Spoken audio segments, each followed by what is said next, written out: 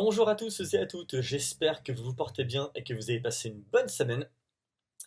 Comme vous pouvez le constater sur ma miniature, il n'y a pas en fait d'images de films, de séries, de jeux vidéo ou même de mangas. Non, c'est un point d'interrogation car oui, dans cette nouvelle vidéo, je vais vous parler d'une œuvre que ça y est, j'ai enfin découvert. Ça a pris le temps que ça devait prendre, mais voilà, la première partie, j'ai vu ça il y a de cela environ 2 3 semaines et j'ai fini là cette semaine étant donné sa longueur. Et donc, je vais donc vous en donner mon retour, vous en parler. Mais avant d'arriver à cela, j'aurais d'abord souhaité exprimer quelques mots. C'est-à-dire que, comme vous le savez sans doute, malheureusement, hier est décédé un artiste français et qui est Éric Legrand.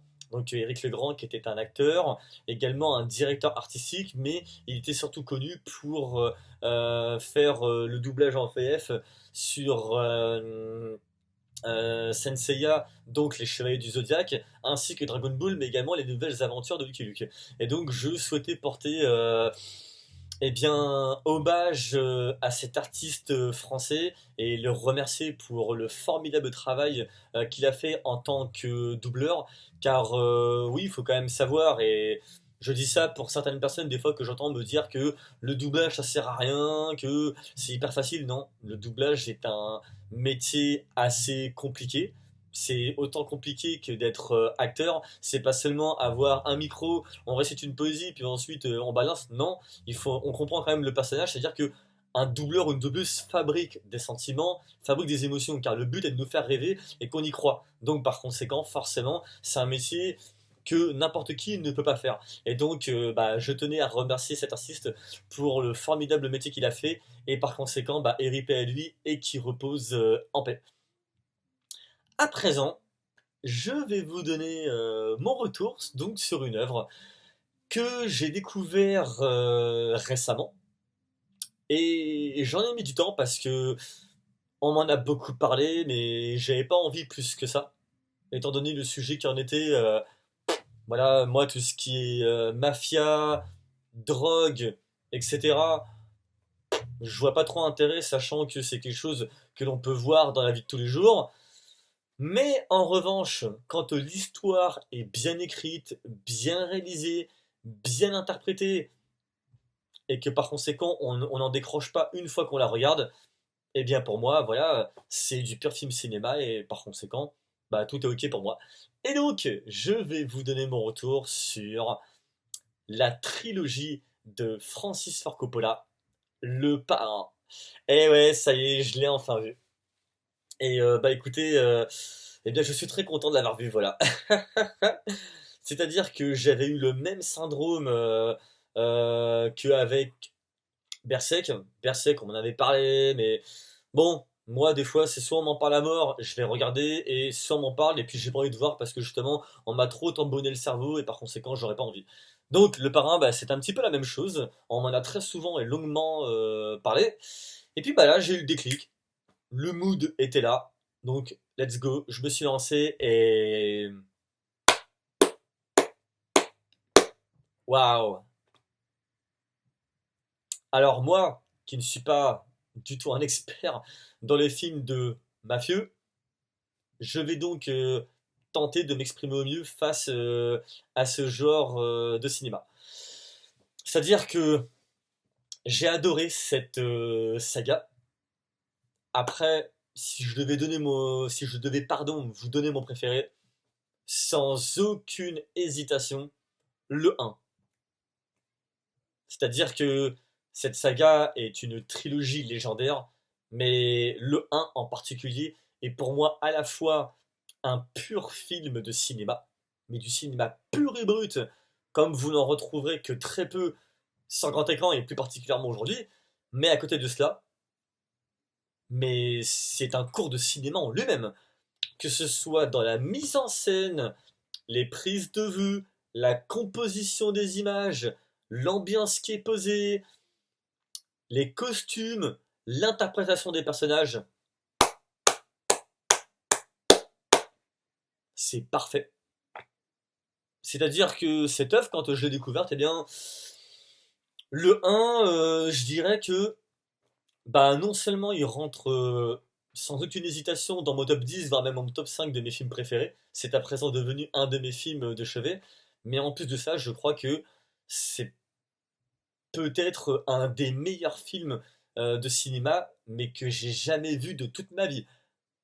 Après, le volet numéro 2 ainsi que le 3 sont excellents, mais pour ma part, le un vraiment c'est un level hyper haut. Et donc, à présent, pour rentrer donc dans ces films-là, eh bien, vous connaissez tous ce qu'il en est de cette œuvre, donc signée Francis Ford Coppola, qui est réalisateur et également co-scénariste, et qui est donc tiré d'un bouquin, en tout cas pour le premier film. Mais dans le premier film, nous faisons donc la rencontre de Vito Corleone, qui est donc un mafieux. C'est donc voilà, un mafieux, mais qui est également père de famille. Et dans ce premier volet, on le voit magouiller. Il y a des partenaires avec lesquels il dispute, donc par conséquent d'autres mafieux. Mais il se trouve qu'au travers de tout cela, eh bien, de parmi tous ces enfants, avec lesquels il traite également, parce que il veut les mettre aussi dans ses combines afin de cultiver bien cela au travers de la famille, il n'y en a qu'un seul qui a pas envie de se mouiller et qui est Michael Corleone, interprété par je vais dire Robert De Niro, non, par Al Pacino.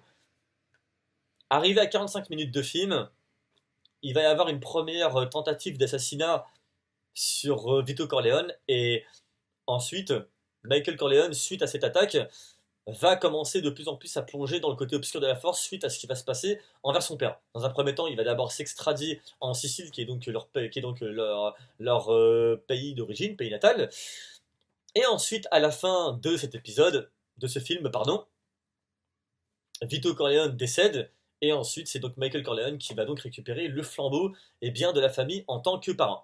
Dans le second, ça va être l'ascension de Michael Corleone, qui est donc plongé qui a donc pardon plongé dans des côtés obscurs de la force, et ça va être très sombre, mais ça va être également hyper intéressant. Il change de comportement, il est assez dur, il parle que très peu, et en parallèle de cela, nous découvrons également, eh bien, la jeunesse de Vito Corleone, interprété par Robert De Niro. Dans le troisième épisode, l'empire de Michael Corleone s'effondre malheureusement sur tout l'ensemble du film. Mais dans cette même foulée, on a affaire à un personnage qui est fatigué, mais qui a quand même toujours cette pêche en tant que leader mafieux. Mais il veut retrouver eh bien, les valeurs familiales, il se rapproche de sa famille, il va même accepter des choses à la base qu'il ne voulait pas. Exemple, son ex-femme va réussir à le convaincre et il va d'accepter la voie qu'un de ses fils a envie de prendre, c'est-à-dire être chanteur dans un opéra, mais également va entrer en considération deux autres personnages qui vont être Andy Garcia, donc interprète de Vincent, le fils de Sony, mais également Sofia Coppola dans le rôle de Marie, et qui n'est autre que la fille de Francis Ford Coppola. Et donc dans cet épisode, alors que Michael Corleone se remet en question, il va à l'église, il y va pour y prêcher par conséquent ses péchés, sauf que, on va pas se mentir, vous savez tout autant que moi, c'est une histoire de mafieux, de mafia, et par conséquent, généralement, il n'y a quasiment aucune chance pour que ça se finisse, hélas, de la meilleure des manières. Mais attention, c'est pas parce qu'on sait comment ça va se terminer que ça n'empêchera pas le final d'être absolument incroyable et d'être mythique. Et donc, à la fin, Michael Corleone, malheureusement, va décéder, sa fille Marie aussi, et voilà ce qu'il en sera. Mais à présent que je vous ai donc résumé cela, je vais à présent passer pour chacun des épisodes et vous dire ce que j'en ai pensé à tour de tour. Premier épisode déjà, alors, donc Al Pacino dans le rôle de Michael Corleone est absolument mythique. Il parle très peu, mais waouh, il dégage un charisme spectaculaire, il est incroyable à souhait. Mais celui qui m'a vraiment le plus bluffé, c'est quand même Vito Corleone, interprété par le légendaire, et je pense que même le mot légendaire n'est pas et n'est que trop bas vocabulairement parlant pour dire ce que j'ai ressenti envers Marlon Brando, c'est-à-dire que mais il est juste ouais si il est légendaire et mythique à souhait, il est incroyable pour vous dire hein. Je sais qu'il fait du sale, j'en ai pleinement conscience, mais au bout de 45 minutes, tentative d'assassinat envers lui. Moi, je vous cache pas que quand j'ai vu ça, j'ai failli arrêter. Ensuite, Michael Corleone part en Sicile, il va épouser une fille belle comme le soleil. Il y a une magnifique idée entre eux et les prises de vue, elles sont magnifiques. Malheureusement, celle-ci décède dans une voiture alors qu'elle l'attend. La voiture explose à cause du majordome en fait de Michael Corleone qui était un enfoiré. Wouh! Je ne m'y attendais mais absolument pas. Ensuite, j'apprends que Vito est encore en vie. Et moi, il y a deux séquences qui m'ont marqué et qui, je pense, me marqueront à vie. C'est-à-dire que c'est pour moi deux des plus belles séquences du cinéma. Ensuite, avec celle dont une autre séquence dont je vous parlerai après, mais il y en a une dans laquelle, et c'est vers la fin du film, hein. Ouais, d'ailleurs, c'est même vers la fin du film, pour être tout à fait honnête, hein. Mais il y en a une dans laquelle t'as Vito avec donc les autres mafieux avec lesquels il traite. Ils sont autour d'une table et puis il veut la paix. C'est-à-dire que, ok, c'est donc un mafieux, il sait comment que ça fonctionne, mais à côté de ça, c'est un homme de respect. C'est un homme qui a des convictions, des valeurs. Et donc il explique que si jamais il y avait une entourloupe quelconque envers des membres de sa famille, il passera du côté obscur. Autrement dit, c'est un homme qui se respecte. Et je crois que c'est, en plus de tous les points que j'ai pu énumérer, c'est-à-dire que donc ce film, que ce soit encore une fois dans sa mise en scène, sa narration, la composition des images et ainsi que tout le reste, c'est absolument dantesque. C'est du pur cinéma, pur et brut. Mais vous voyez dedans Francis Ford Coppola, bah non seulement il nous donne une leçon de cinéma, en plus il fait son propre cinéma aussi au passage, mais également il a un amour profond envers tous les personnages qu'il a co-écrits avec le scénariste et qui est également eh bien auteur voilà, du roman qu'ils vont adapter dans le premier film, car les deux autres ce sera du pur scénario. Et waouh, cette séquence-là est une des scènes de cinéma les plus impressionnantes, mais que j'ai jamais vues dans toute l'histoire bah, de ma vie sur le cinéma. Et la dernière scène dans laquelle il est donc avec, je crois que c'est son petit-fils ou son fils, ils sont dans un jardin et là d'un coup il s'écroule. Cette scène est pleine de vie, mais d'un autre côté, j'ai été mais totalement happé. Ça m'a fait un truc, vous voyez, de me dire que je ne vais plus retrouver Marlon Brando, ça m'a affecté. C'est ouf hein, quand même, hein. C'est dingue hein, ce que le cinéma peut te faire ressentir. Dans le second épisode, j'aurais pas grand chose à dire. J'ai beaucoup aimé celui-ci qui est particulièrement dark, mais quand on suit en parallèle Robert De Niro, donc qui fait la jeunesse de Vito. Alors Robert De Niro est excellent, hein, pareil, c'est une masterclass. Mais vous voyez, ça m'a rappelé le film Il était une fois en Amérique. Sinon, globalement, le deuxième, j'ai beaucoup aimé. On voit que les moyens sont là, c'est beaucoup plus présent, il y en a beaucoup plus. Quant au troisième, waouh! Donc l'empire de Michael Corleone, il se brise au fur et à mesure, hein. Il est mafieux, donc moi je m'y attendais depuis le début. Mais dedans, il décide donc eh bien, de se repentir, aller à l'église, retrouver ses principes et ses valeurs et tenter de se rapprocher de sa famille du mieux qu'il peut. Sauf que bah, vous savez tous ce qu'il en est. À la fin, malheureusement, eh bien, Marie est tué. Lui aussi se fait également tirer dessus. Et là, oh là là là là là là là là. Même si je savais que ça allait mal se terminer, parce que la dernière heure, honnêtement, la tonalité est présente, elle est mise, hein, et on voit clairement que l'ambiance est très lourde, voilà, c'est pas cool.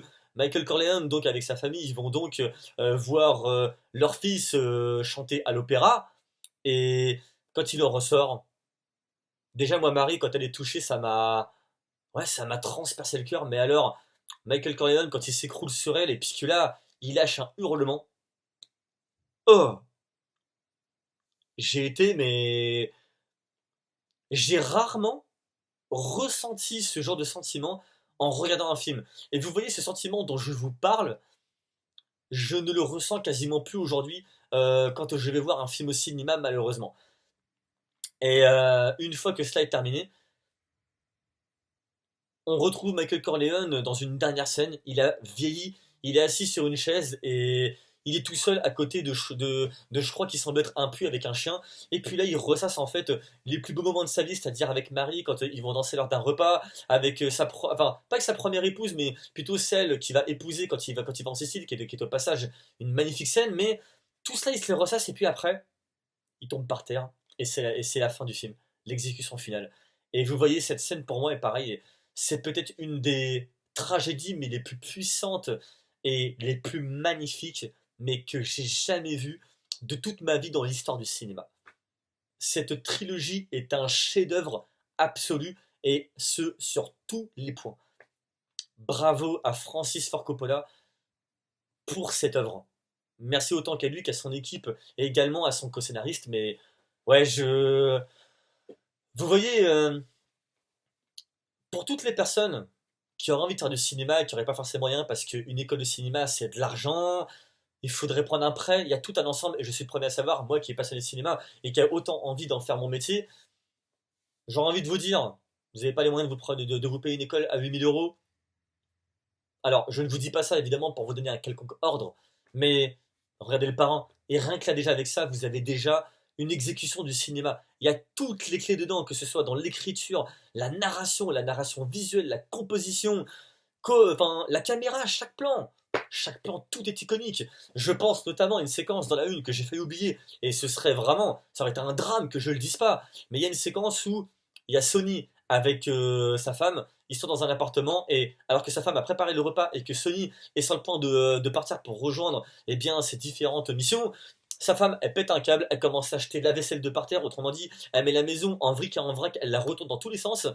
Là, ça monte crescendo en 3 actes, mais toujours et uniquement dans ce même appartement. Et là, la caméra, elle joue avec tous les angles. Veut dire, là, on est dans de la narration visuelle avec une tension qui monte crescendo et waouh, c'est ça du cinéma. C'est fou. Voilà, un exemple pur et dur de ce que je vous dis depuis ces 15 minutes. Donc voilà, bah, comme vous l'avez compris, j'ai adoré la trilogie Le Parrain. Et je suis content d'avoir enfin franchi le pas parce que, ouais, franchement, sinon je l'aurais regretté. Vous, dites-moi, chers abonnés, chers amis, ce que vous avez pensé de cette trilogie. Est-ce que vous avez un préféré en particulier? Moi, me concernant, c'est le 1 qui est devenu un de mes films de chevet. Et Marlon Brando, il m'a marqué, il m'a vraiment marqué dans sa prestation à vie. J'ai été halluciné par sa presta. C'est à présent la fin de cette vidéo. Passez un bon week-end, portez-vous bien, et on se retrouve pour une prochaine vidéo. Ciao!